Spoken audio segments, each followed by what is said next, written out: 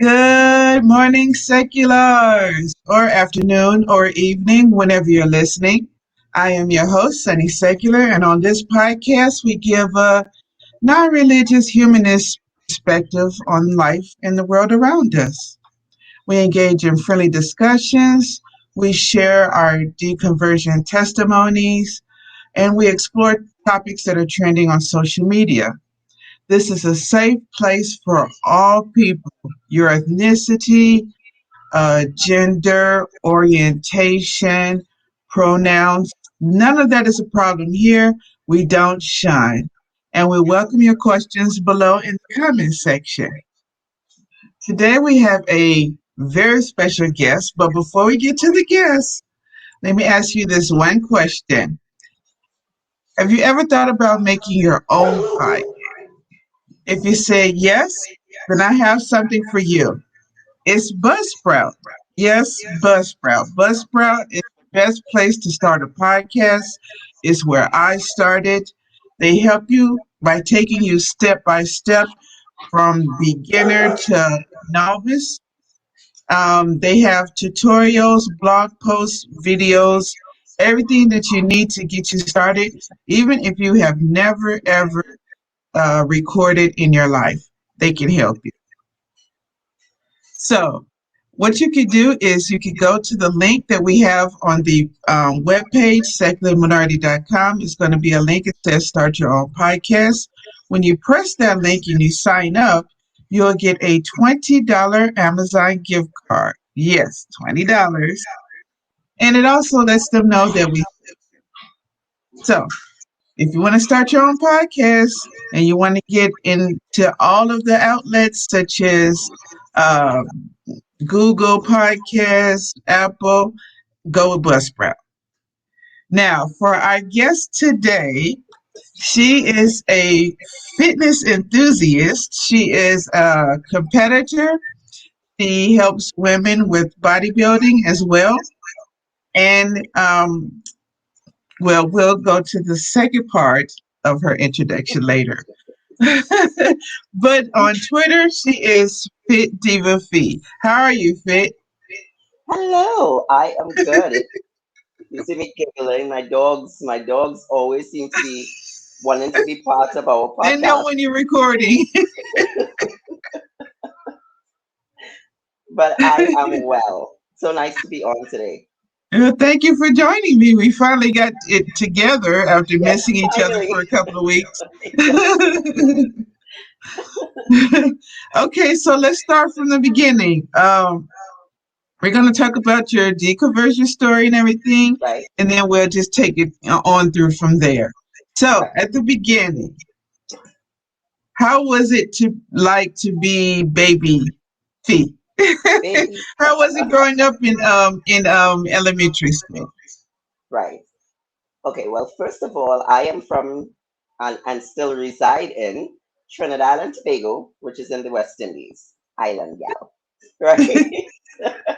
So elementary school or primary school, as we call it here, because we still use a lot of English syntax and words, was pretty, and I had a pretty good, primary school experience. I My country is very religious. I like to say pseudo religious in some instances. So my primary school, I remember I was thinking back and getting ready for our podcast. I was thinking back and remembering things like when you got to school, you would say a prayer. There was grace before meals. There was grace after meals. And then there was prayer before you left school for the day to ensure that you got home safely because, protection. So I Was it like a private school or is that just no, no, regular it was school? public school. Oh, okay. That's Yeah. interesting. I didn't know they incorporated prayers in public school like that. Yeah. In Trinidad and Tobago, definitely, yes. We say prayer when we get to school. We say prayer, like I said, before and after lunch, and we say prayer before we leave for the day to get home. And that's public school. I also went to a convent for high school because we have a few of those down here. It's a literal, yes, convent run by nuns. And well, during that time, we had mass at various points. We had, I can't really remember now, but I know we said a lot of rosaries and those kind of things. Well, they tried to get us to do it anyway. So regular school was sort of like our Catholic school here. I should think so. Well, we do, of course, have regular classes, but there was also religious instructions and a class called ethics. Religious instruction or religious knowledge was for the Catholic students, and for non-Catholic students, we had ethics class, where I guess we learned the basics of right and wrong in a less Catholic understanding. Oh, okay. That's interesting. I didn't know that. Wow. It's kind of See, invasive if you're of any other religion besides Catholic, because you have nuns for teachers. that's correct. A lot of our teachers were nuns, and a lot of the Catholic activities were mandatory. So if there was mass, everyone was expected to attend, whether or not that was your belief system, because you went to a Catholic school, you expected to participate to some extent in things like mass and the prayer and those kind of things. Yeah, which went Okay. against my very Christian belief because yeah, That's what I at was the going to ask you. Was how was it like at home with your parents? Were they also Catholic, or what was your denomination? so actually none of us were Catholic. I was raised what Pentecostal version of Christianity. So none of us were actually Catholic, but at the time it was taught that Catholic school had the better education system. It was a better school, academics and wise, so they were okay with it. I don't think they put much thought into the fact that certain things Catholics do, Pentecostal Christians don't do, and vice versa. I don't think they put much thought into it. It was just a good school, and we that's the exam. You sit an exam to go to high school to decide which high school you go to. That's how we decide here. And you sit an exam. That was the school you got, and that's where you went. Wow. Okay. Okay. So, since your family was Pentecostal, did your parents require you to go to church over and over and over, during the week? Or how many times a week Oh, did you have to go? yes. Well, it started when my earliest memory of going to church would have been when I was about maybe 4. And we went to Sunday school. That was a must. So maybe from the ages of 4 till maybe 8 or 9, we went to Sunday school. And then, but as we got older, we progressed, to regular church service, which was long. Church, well, if you know about Pentecostal churches, they run long. The services run long. Sort of like So an all-day event? it was like half of the day event. It was long. It all depended on how where the spirit led. So you never knew. You never knew. Maybe it would be 2 hours. Maybe it would be 5. You just never knew. It was long. Either way, it was long. So Yeah. you're So so when you were growing up, nobody's parents disputed the schools because they told you that they were the best schools, right? correct. Correct. Okay, okay. All right. And what were you going to say? Go ahead and finish. Nothing. It went straight Yeah, out of my. forget. Yeah, Let's just we were pretend I talking wasn't going to about say the anything. Pentecostal church. Yes. Right. We also had youth service on a Friday evening. We had youth service, and sometimes there'd be additional prayer services during the course of the week. Um, we didn't really go as children, but my parents would go to those prayer services as well. Okay, so um, as far as you can remember, how old were you when you started to think, this doesn't sound right? When did you find out what you told me, before that you found out that the apostles Matthew, Mark, Luke, and John did not write it? When did you find out about that, and how did you find out about that? Actually, believe it or not, for the great majority of my life, and that includes my adult life, I was of the firm belief that every single thing in the Bible was true. Hmm. Everything, everything. There was a great flood. Adam and Eve, there were two people that the entire world spawned from. Sodom and Gomorrah. I believed every single word of it for the majority of my life. I only started my deconversion journey approximately maybe 3 to 4 years ago. And that was I was going through YouTube, and YouTube makes recommendations based on the things that you look at. And after I was out of church for a while because I started teaching classes on a Sunday. So church Hmm. or make some money. Right. Church wasn't paying those bills, so Right. so I was out of church for a while. But I still used to listen to like Joel Osteen or different preachers on YouTube to still get my spiritual fix because that's important. Hmm. And I remember thinking to myself, well, all right. After a little while, I was like, all right, well, church obviously doesn't make sense because I'm doing just fine without having attended church. Um, but I really wanted to get to know Jesus. Jesus was the man, and God is love, and God and Jesus, and so my search, my deconversion actually started in my search for Jesus because I decided, well, let's check up and see what really happened with the historical Jesus. What was he really about? Because how can you know and get to know someone if you don't know their background? Hmm. And in starting doing that research, I came to realize that the Gospels were not even the first books written chronologically in the Bible. That shocked me. And what shocked me even more was that neither Matthew, Mark, Luke, nor John were the people that actually wrote the Gospels. And I was like, if something as simple as who wrote the first 4 books of the Bible is untrue, then how can we believe anything else in the Bible? And from Right. there, I started to deep dive and really start to dismantle and deconstruct this faith that had kept me for the greater part of my life.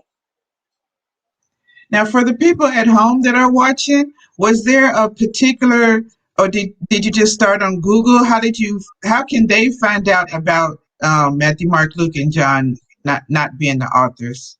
How did you The find person out? that came up in my recommendations, which I am so grateful for, was Dr. Bart Ehrman.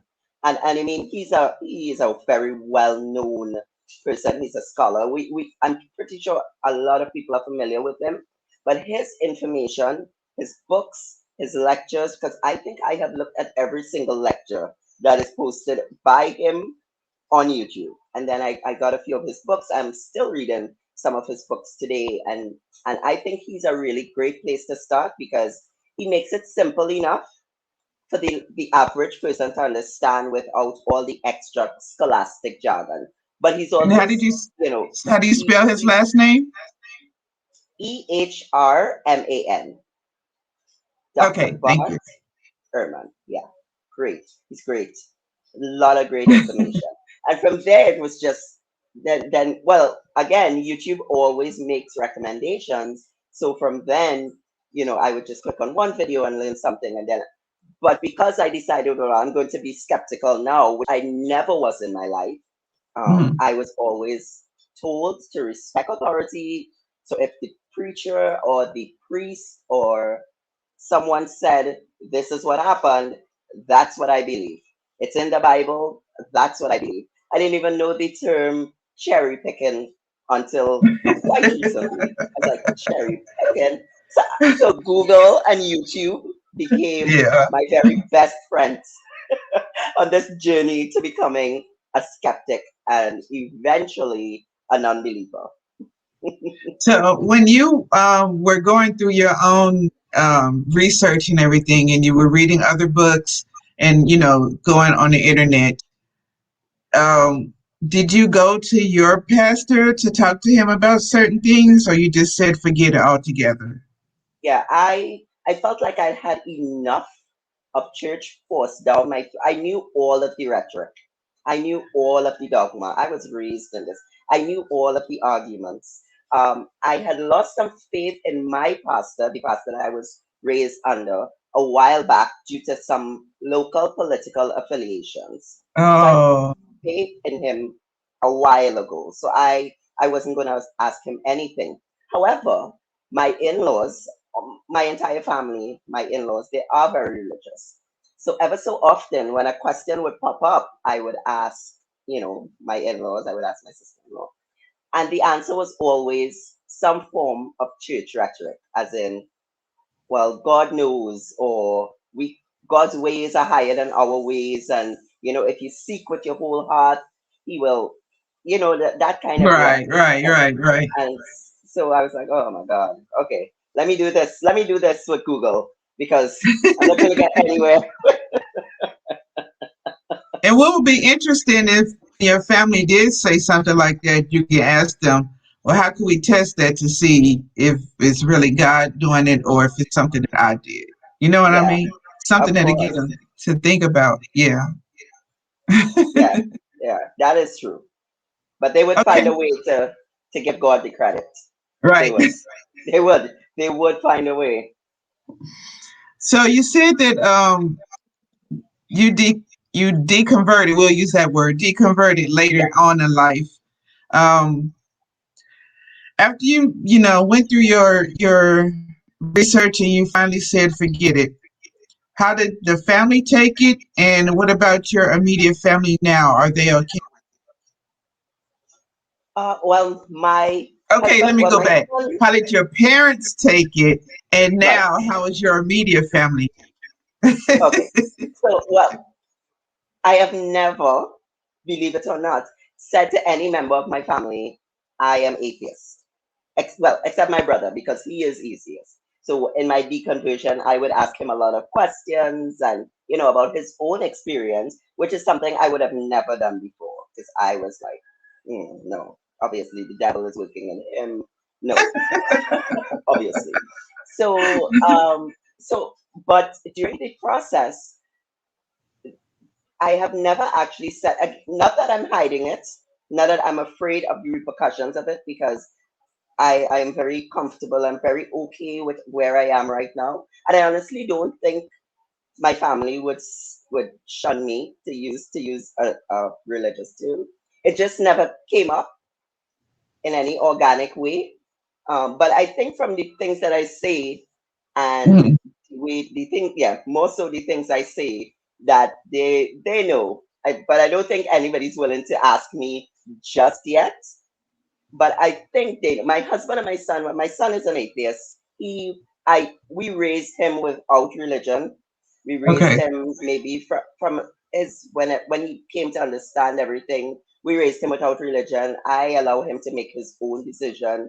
You search the world and you come to your own conclusion. So he doesn't see any evidence for a God, and he thinks the entire religious dogma is Mm, nonsense, absolute and yeah. pure nonsense.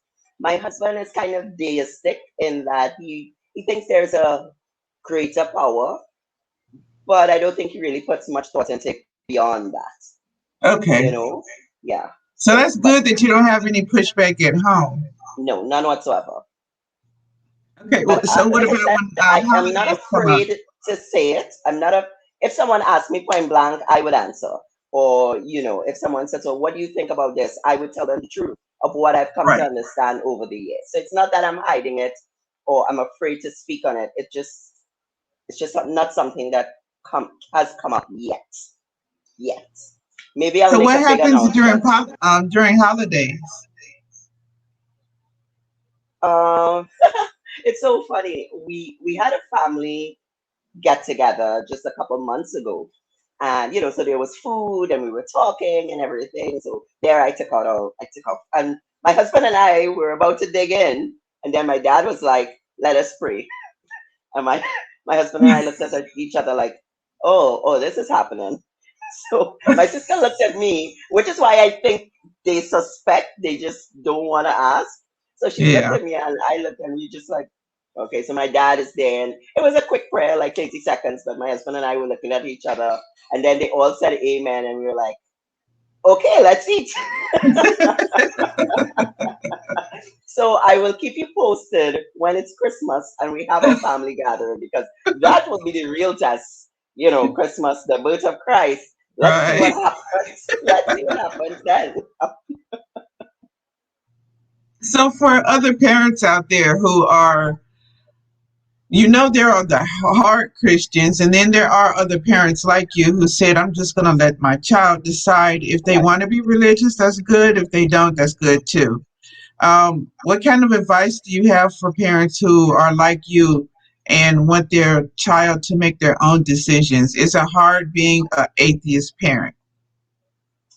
I think, especially if you come from a background like mine, where you were never allowed to question, and as such, you never knew how to question.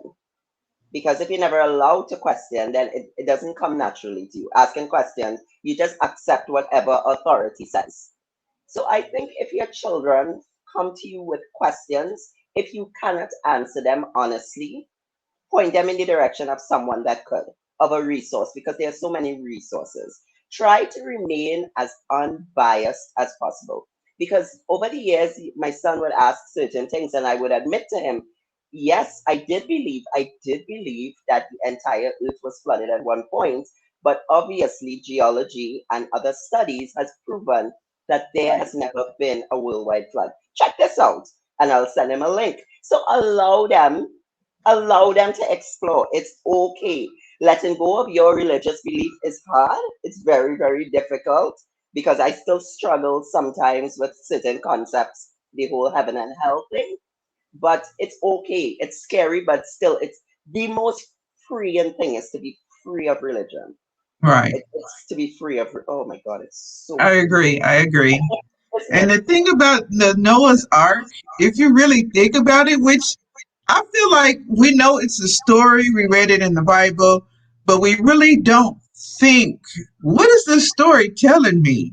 Yeah. Do I actually think that the penguins came from the North Pole to where he was to get in this boat? Did the scorpions get along with the snakes? Did Yes. the elephants get along with the giraffes? Did the bears not maul anybody? And most and importantly, and and what and don't get me about wrong, the I've fish? had a lot of Christians say, well, God is wondrous, he closed their mouths. So nobody ate or pooped or urinated for how long? Well, depending on which version you read, it may have been 40 days, it may have been 150 days. Oh, Who knows? There are two versions. We're not sure. Either way, it is impossible. But I believed it. I believed it. 100% believed it. you're right, Because it's because you could only go so many days without regular think about water, it. and all they had Yes, was, well, maybe rainwater. I don't know. But the door wasn't open though, was it? No, the door wasn't open, and there was like one tiny window, I think, if I remember correctly. And what about the fish? How can the what about the salt water versus the freshwater fish? Did they drown? Nobody thinks about the fish. And when you think about, a lot of people say, oh, well, it was, you have some people that say it was a local flood, other people say it's a worldwide flood. Okay, so how did he get the koalas, the kangaroos, the pandas? And how did they all coexist in a boat that was smaller than the Titanic? How did they all coexist? How did that boat float for all that time without breaking apart? I've looked Right. at so many videos on Noah's flood because I really needed to deconstruct that Mhm. that particular story. Because the thing is, we are told these stories in Sunday school. So you're looking at the most critical part of your growth, your Right, mental right. growth and your understanding, where they begin indoctrinating you with these stories. So that in your mind, in your very innocent 3 and 4 year old mind, it takes root. And over the years it just grows because It's not like you hear about Noah's Ark when you're a child and then you never hear about it again. The pastor, the priest will bring it back up, reformulate it to suit whatever is happening currently in life Mm-hmm. and whatever. So it's not Mm-hmm. like, okay, well, you hear it when you're a child, so, just like Cinderella, you could forget it. No, it's always brought forward like real life. So when that Mm-hmm. takes hold when you're 3 or 4, and then it's repeated throughout the years until you're 18 or 19, you're looking at 15 years of hearing a story that has been presented to you as if it were a real story.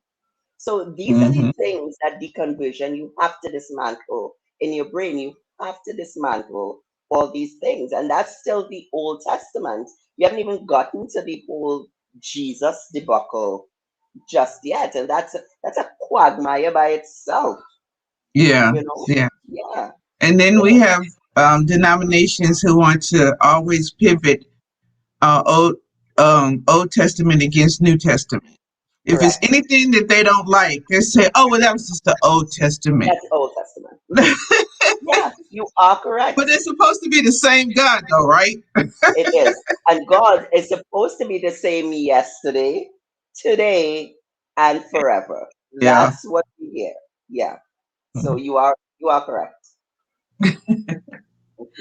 And I'm gonna throw something out there too. There's two issues that I have personally with the Bible, but I want to see for you on your part. Um, what is the worst story that you can think of, and how does that play into the issues you have with the Bible? I think the worst, hmm, the worst story for me, and it's a story I always had an issue with, but I would have never vocalized it, is the story of Job, the most beloved of stories, the story of Job. Oh, we love to talk about Job's patience, how he never cursed God, and he was, but nobody stops and says that God allowed Satan. That's another story by because they seem to have been really good friends. God Right? allowed Satan. Think about it. Because Satan They goes was up to having God. bets and Yeah, everything.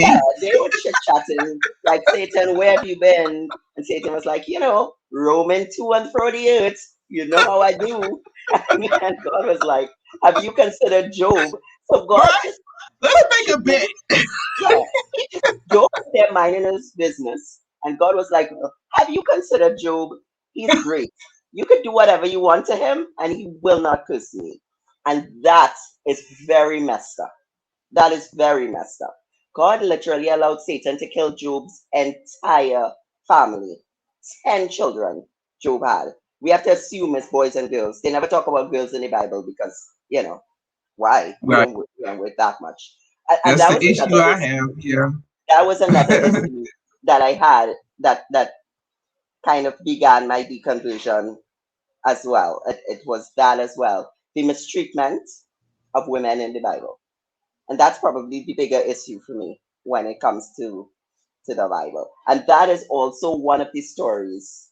The story with Lot, another beloved story in this whole Right. Christian, the story of Lot. No one talks about the fact that Lot was willing to send his two virgin daughters to be done with whatever by these men that wanted to take two angels to have sexual relations with them. Right. Job was willing to send his two daughters. And there's another story in the book of Judges that you don't hear in Sunday school where the man of the house sent his concubine and his virgin daughter out to be done whatever by the men that were outside. Mm. And they gang raped them and they killed her. They don't talk about that in Sunday school. Yeah. I have issues with those things. Yeah. Yeah. How women are just tossed away. Um, Baby girls as well as young ladies. You weren't allowed to be a young lady. You were Yep, always somebody's property, either yep, your father's property or your husband's property, yep, and it's perfectly okay. What they do to you is fine. Even now to this current day, in different countries, different religions, domestic violence is fine. Yes. And I recently came to find out that at one point it was expected that a man would take a switch to correct his wife if she was a little too vocal, because women weren't allowed to speak or allowed to, and that is based in religion. Mm-hmm. Mistreatment of women, and maybe people will disagree with me, I don't care. The mistreatment of women is based in religion, in the Yeah. Abrahamic religions more than any other religious belief system. The mistreatment of women is based there. Because when you think about all these conquests, the conquest with Joshua and Moses, and the conquest with the Israelites, a lot of times when God was saying, you can destroy everybody, but keep the virgins for yourself. You Right. can, like, part of the spoils. So women were part of the spoils. So they would list, you can keep the treasures, you can keep the oxen, you can keep the goats, and you could keep the women, as if women were livestock. And I tweeted the other day that you could never be a Christian and a feminist. They cannot work. They Right. I don't care how progressive your version of Christianity has become. If you believe that the Bible is the inerrant word of God, you cannot believe that women are of value, and you cannot be feminist. You cannot be someone that empowers women and believe in the Saint James version of the Bible. Oh, for a minute, I forgot who wrote the Bible.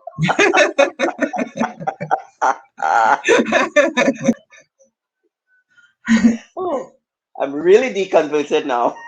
I'll tell you something that's interesting too. When you said that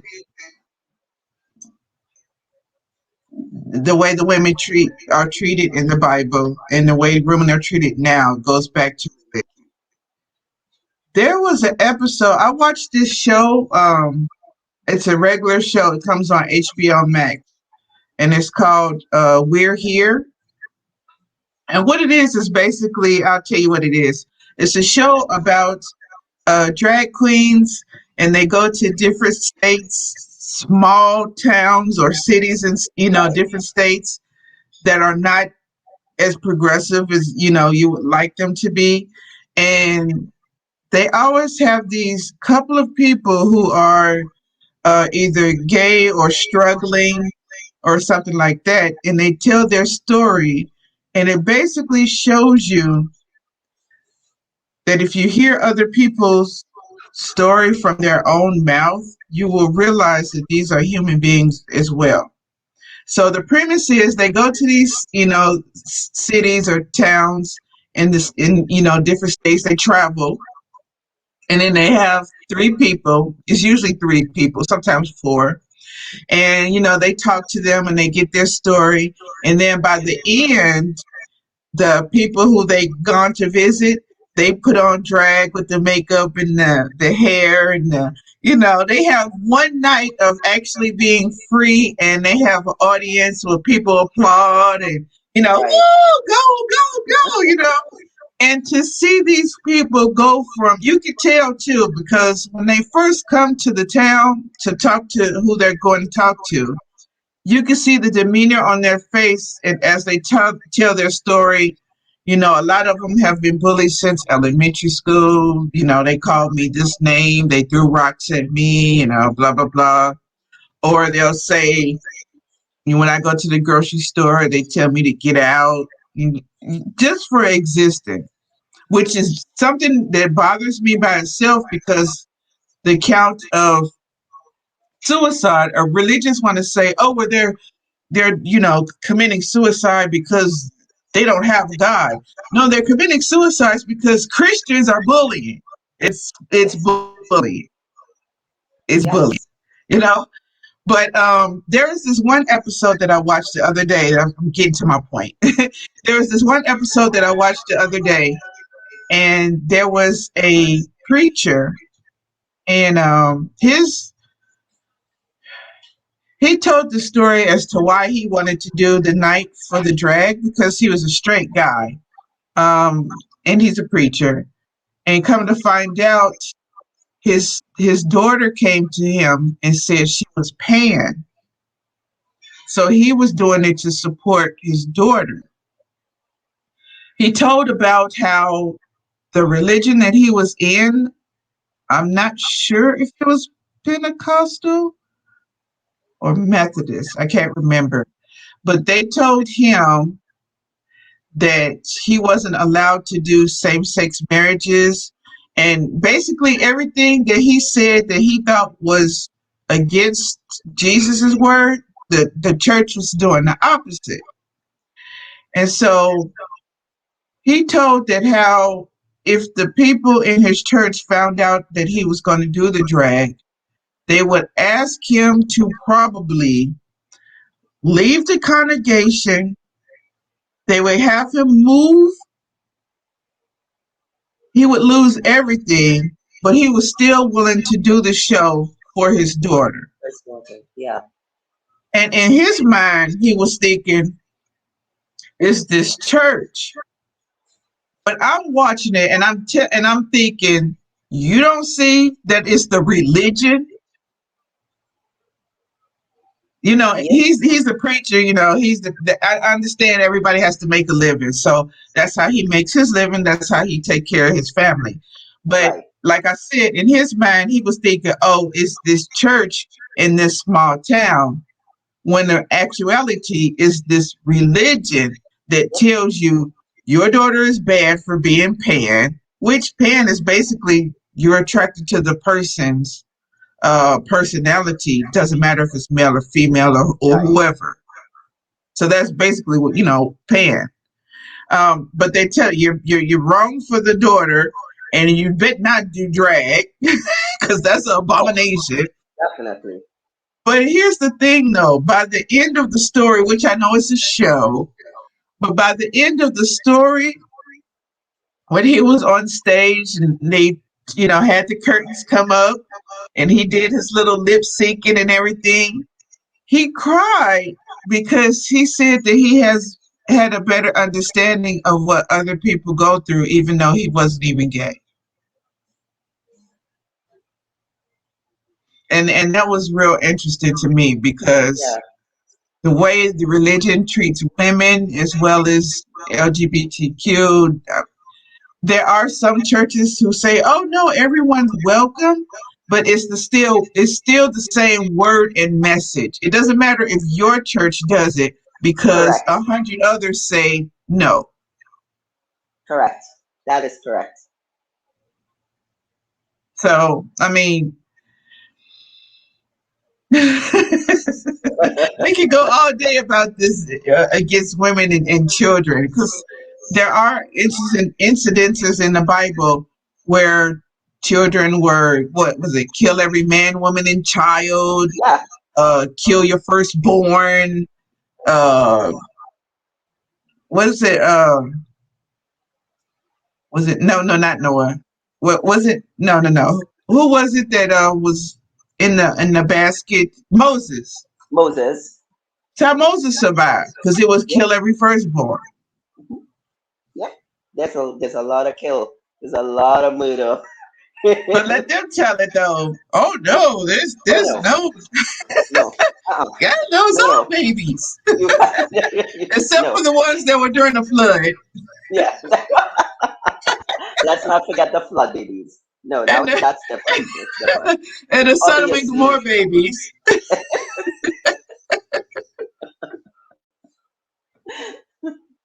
yeah, the Bible, and I think not just the Bible, but the Abrahamic religions on the whole, and that's Christianity, Islam, Judaism is messed up. It's messed up, and it's messed up that a lot of their followers don't see how messed up it is because Mhm. like that, and that's what indoctrination is. It puts the veil over not just your eyes but your mind to just Right. blindly, you just blind because who are you to question God? That is the question that grinds my every gear now. Before I be like, yes, who am I am but a worm. Right, these are the things that we're taught. But who are you to question God? But now I say, why can't I question God? Right. Why? If God is all knowing, He knows I'm going to question. If God is all loving, He appreciates my question. So Hmm. I don't see why I can't question God. Hmm. Right, That's the right. way I see it. That's the way I see it. Okay, so now we are getting to the part here where we take off the deconversion hat and we put on the social.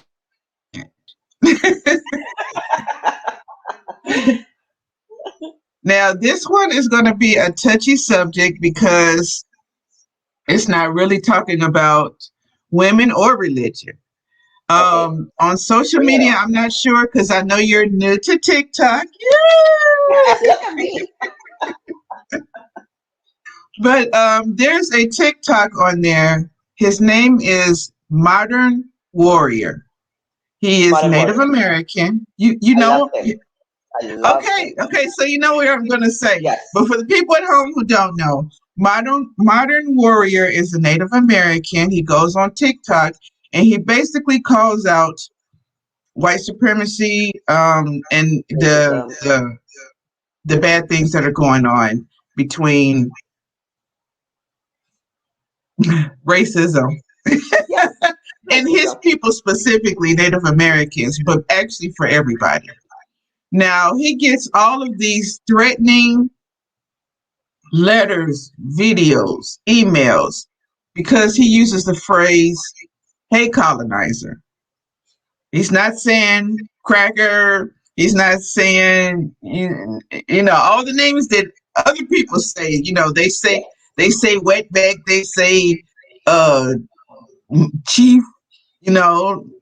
Pocahontas. They yes, say Shakisha for black people. They say yes, Shaquita. He's not doing none of that. He says, "Hey colonizer." yes. How do you feel about the people who push back? Well, for me, the people who push back are automatic racist because colonizer is exactly what you did. So, Yes. but why do you think he's getting the pushback he is? They're calling him racist for saying colonizer. And I think it is very interesting that the word colonizer gets such a strong reaction. Oh, those people are angry. They want to kill him. Yes, and that does speak not just to the fact that you are obviously racist. If the term colonizer bothers you that much, you are obviously racist. You're obviously very privileged because there is no one word that should get under your skin that is not a racial slur. It's not a racial slur. You know what I mean? I can understand, Hmm. as you said, he's not saying, "Hey, cracker." He's not. It's not what he's saying. He didn't say cracker. No. It's so. Why does that word strike? Why does that word strike such a chord with these people? It's because he's not afraid to challenge your privilege. He's not afraid to challenge your racist thoughts, actions, and words. And he does get a lot of backlash, but he stands up. He stands Hmm. up because that's what he is about. He said he is not, he doesn't move out of the way. And this, I know this comment got a lot of controversy going on TikTok and other social media when he said he does not move off of the sidewalk for white people. And people thought it was racist. But I saw another TikToker come in and speak about the fact that if that bothers you, you need to check your privilege. And I think a lot of it is privilege because for so long, no one was willing to dismantle, to call out racism in any form.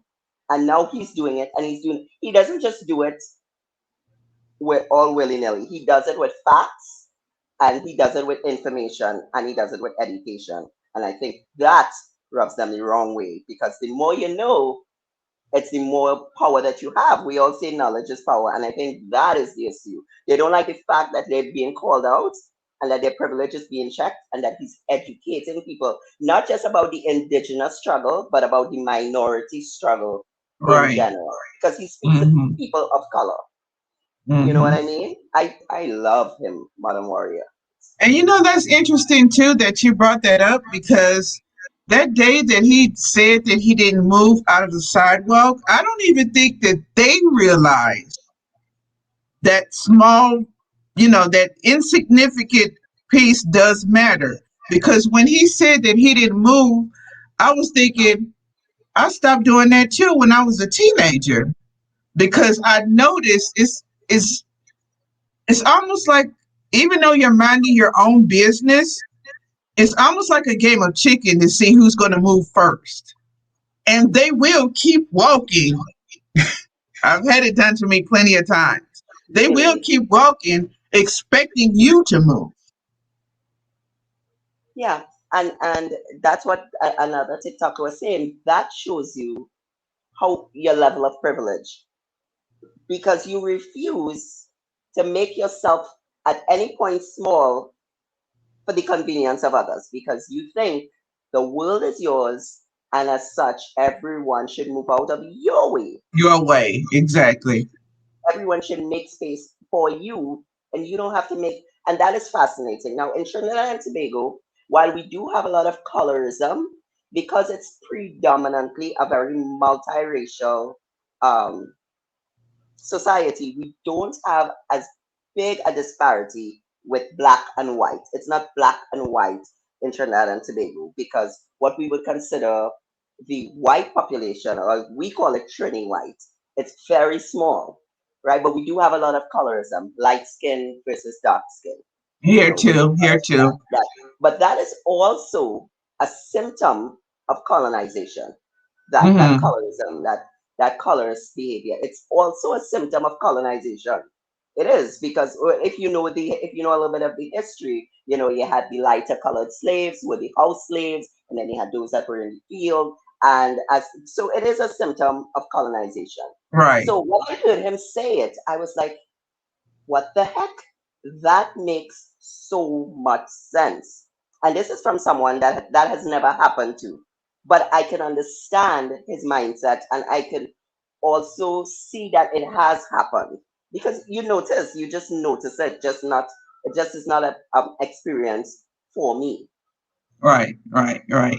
you And know? that's something interesting too that you brought up. That even though this is United States and you're Trinidad and Tobago, it's still similarities. It's Yes, worldwide. It's not just your area or your state. It's everywhere, yes. and And it's that, because of colonization. But yes, let's throw this out here. Let's throw this out here. The colonization and the racism is also in that Bible. And a lot of yes, people are not putting that two is and two correct. together, but it's absolutely two and two together because Yes, even right now, when you say Job, what color is he? true. Moses, Jesus, Jesus, Mary, Mary. Was it Adam, anybody that looked like Adam you? and Eve. Let's go with the first peoples. The first people, Adam and Eve. What do you think? I mean, now Just we saying those think different. names, it Yeah. shows, you know, who wrote it, basically, man. But that's Yep. why women are treated like shit. That's why children are treated like less than, because the men wrote the Bible and just using the word of God, because it's the same thing like where you are, Catholics, which is why they had the Inquisitions. Yes. Hmm. It was And for the even church, for the this, God. it's yep, that's correct. And Why did even even this messed up holiday that's coming up, Thanksgiving? Why which did one? they leave? Thanksgiving. Oh, Why did they Thanksgiving. leave their land, the church, Yep. and still Yes. wind up doing their own thing in the name of the church? But that's another story. Yes. Yes. You are correct, because they felt it was their God-given right to conquer and teach the indigenous people the correct religion. Man. Yeah, because we were savages, and I say we because the history of Trinidad and Tobago, there are Amerindian, we call what we say Amerindian, Mhm. indigenous. It was they were already here. We had the Caribs, we had the Arawaks, we had the Incas. My great great grandmother was actually Carib.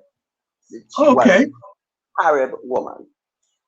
But when Christopher Columbus and his people came to the Caribbean, they did what they did throughout the world that they visited. They raped, they plundered, they renamed, they destroyed, and then they brought the correct religion and Right. correct behaviors to the indigenous people. And how arrogant is that? Oh, no matter what your worship, is, it's not correct. Mine's is the correct one. Correct. Yes. Yours is the correct one with your white Moses and Mary and Jesus. What you're doing is incorrect where you live. Yes. Because you I am going to leave my far off place to come to you, savages, and that's what they referred to the indigenous people as savages. And they had all these thoughts about we practice cannibalism and all these absolute this absolute nonsense. Cannibalism was practiced more in Europe than anywhere else for so Hmm. many centuries. You know what I mean? Right. But they had to bring the correct religion and the correct to the natives. I guess that Right. included enslaving, raping, mutilating, killing, murdering the indigenous people. I guess that was part of their religious instruction as well. I have issues, Eric. I have issues. And it's interesting that we took off the religion hat, but it still came back to It religion is. It because it all is. ties together. Yes, because religion has infiltrated everything and so much of the systemic racism that is worldwide, it's a global issue because, as you said, there's one way that it affects the United States of America, and it's another way that it affects the Caribbean, and there's another way that it affects Europe. But the fact of the matter is, it's all related because ultimately, it's just like it's one world. It's just Right. one. You know what I mean? So regardless of in what way, in what to what degree, everyone is affected. And I Hmm. think it's fantastic that these things, these truths, are coming to light. That it's no longer whitewash history, and it that things like critical race theory and the truth behind this messed up world that we're living in is coming to light. I think it's fantastic. I think it's fantastic that women have a voice, that children have a voice and representation, that indigenous people have a voice, that the LGBTQIA community has a voice. You know what I mean? I think Yeah. it's fantastic. It's time that we get rid of, yeah, let's get this supremacy. Everybody's supreme. There's no one group. Exactly. It's all about, which is why I say humanist before atheist. I say I'm a Yes, humanist atheist. It's both together right. because you want to have equality for all human beings. In my Yes. case, animals as well. Yeah, agreed. 100% Yeah. agreed. but atheist only means that you don't believe in any religion.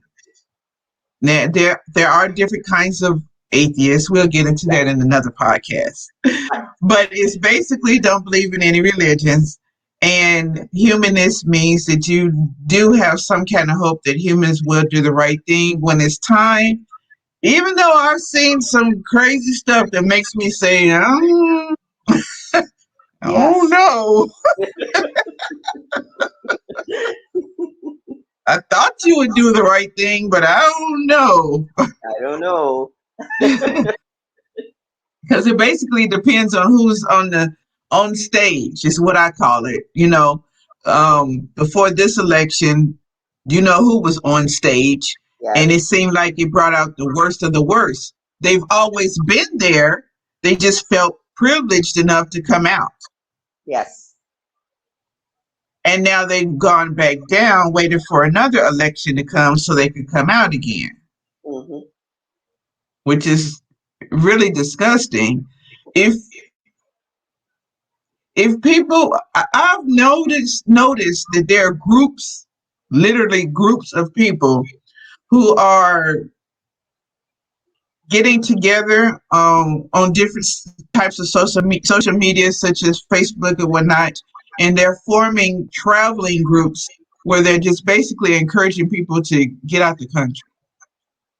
Some people are literally moving to other countries, some are just basically traveling. But the purpose is to let you know that what they tell you is the greatest place on earth, it's not. It may not be as bad as other places, but it's not the greatest. And so, how do you feel about that from where you are?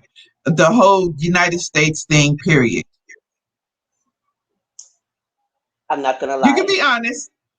Growing growing up in the Caribbean, in Trinidad and Tobago, we always looked to the United States as the land of milk and honey. Oh, The really? land, yeah. From the Caribbean perspective, looking at the United States, it was the land of milk and honey. However, having had a lot of relatives in the US, knowing what they have had to deal with, as well as now with social media being so available and hearing the stories of other people living there, I am like, what the hell? Yeah. It was astonishing to me to learn the level of racism that existed in the United States. Because from the outside looking in, you don't see it. You don't see it. But now that it's being broadcast and people are more willing to speak up and speak on their experiences and speak out, it's now that you've come to understand, like, whoa, we also have issues here, but maybe it's not so bad. I've never feared for my life as a woman in Trinidad and Tobago with reference to police brutality. Mhm. Patriarchy is a different story.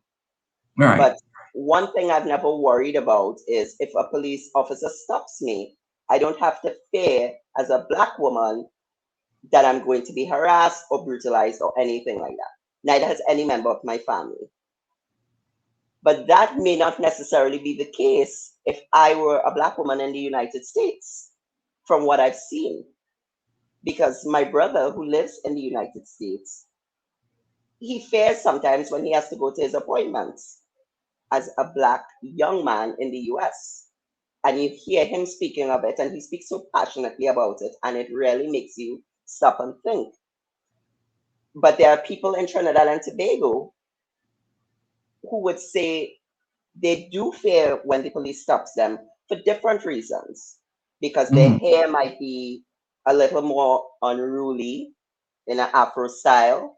They may be expressing their hairstyle in a different way. They may be wearing a vest, a shorts, it's warm, but the police perceive this as a certain way because they fit a certain stereotype and they may fear for themselves. So my thing is, whether it's colorism, racism, white supremacy, or whatever someone else faces in their neck of the woods, it is a problem.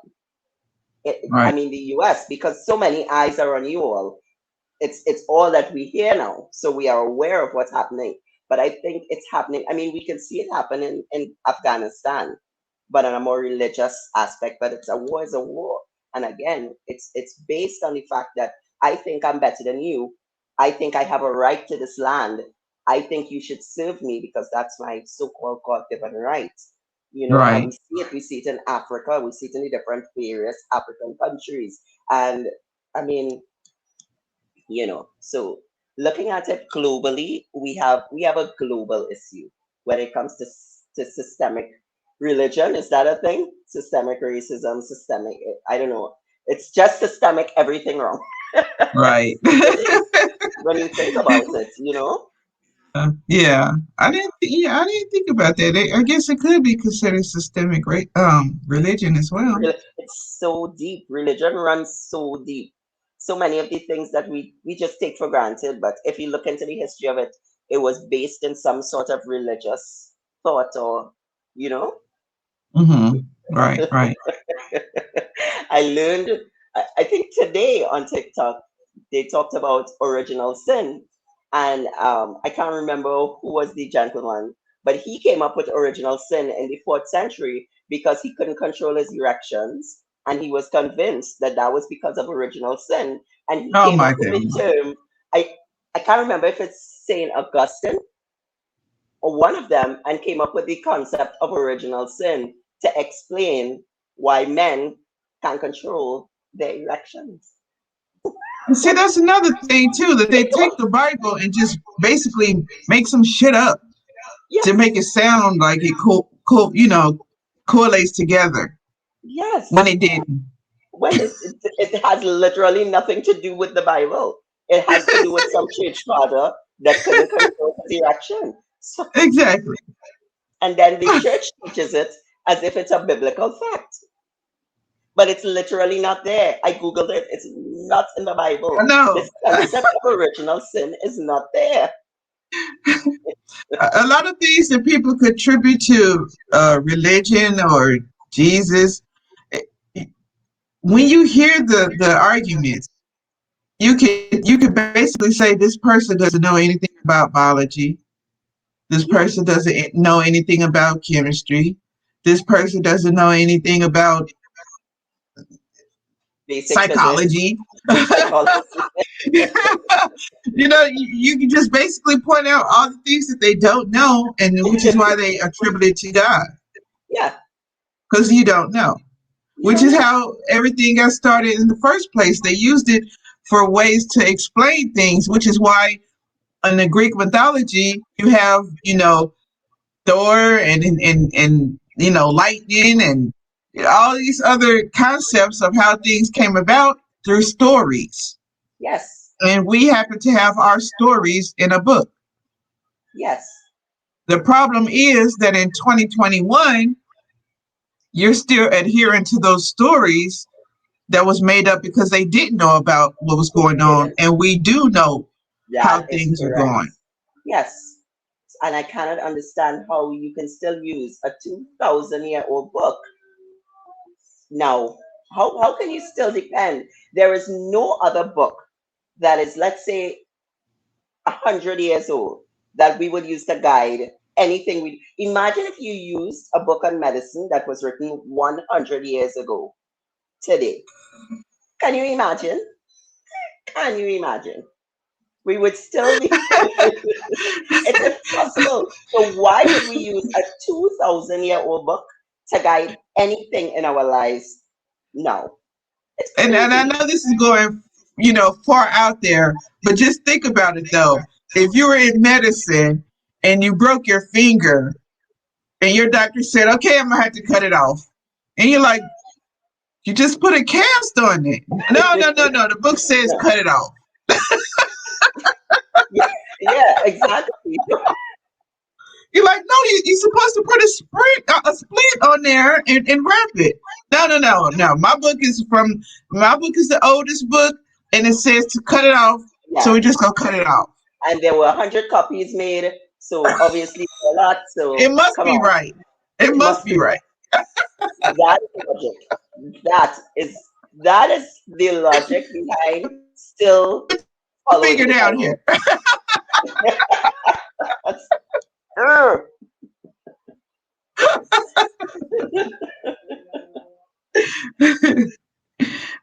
Okay, so for everybody watching, if you lasted this long, thank you. And I do want to say that the second announcement is that Fee is now the co-host. Yeah! Whoop So we're whoop. going to give her a big welcome. She is now part of Secular Minority. Oh my, Yay! I'm so excited.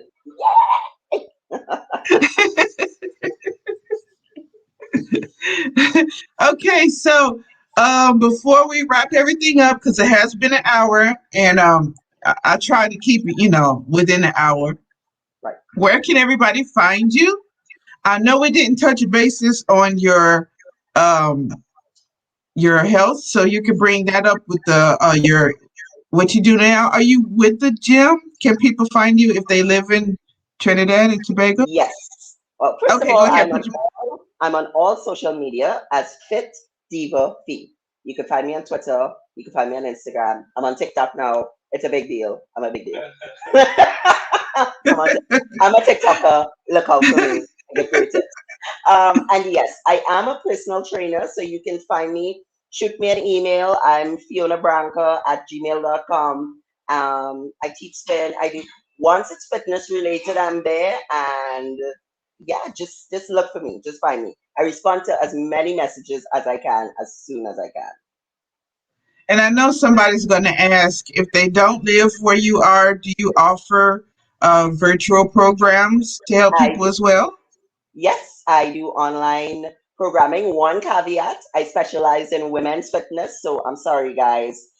While I'm pretty sure I can help you, I like to specialize in my ladies. So, so I'm a woman's fitness specialist. But yes, Okay. I do online sessions as well. Okay. And do you have a website? Not yet. It's Oh, in the works, but not yet. get your Okay, website up. okay. 2022 for sure, for sure. All right. Big goals, small goals first. That's good. Yes. All right. So just to reiterate to everybody, the show notes, links, books, and resources are all going to be on secularminority.com. It's going to be in the description box if you're watching this on YouTube. Of course, it will be on the website as well.